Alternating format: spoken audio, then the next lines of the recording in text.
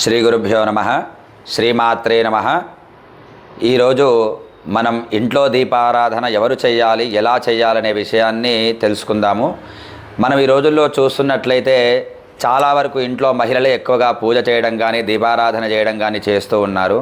ఇది ఎంతవరకు సమంజసం అంటే మనకు ధర్మశాస్త్రం ఏం చెప్తున్నది అంటే ఇంట్లో మగవారు మాత్రమే దీపారాధన చేయాలి.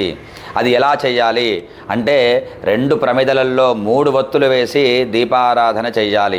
దీనికి శాస్త్రం కూడా సాధ్యం త్రివర్తి సంయుక్తం వహ్నినా యోజితం ప్రియం గృహాన మంగళం దీపం త్రైలోక్యం తిమిరాపహం భక్త్యా దీపం ప్రయచ్ఛామి దేవాయ పరమాత్మనే త్రాహిమాన్ నరకాద్ఘోర దివ్యర్జ్యోతిర్ నమోస్తుతే.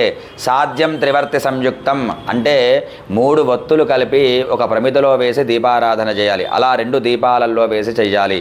ఇది కూడా ఇంట్లో మగవారు మాత్రమే దీపారాధన చేయాలి. మరి ఆడవారు ఏం చెయ్యాలి అంటే మగవారు దీపారాధన కానీ పూజ కానీ చేయడానికి వారు అవసరమైనటువంటి ఏర్పాట్లు చేయాలి.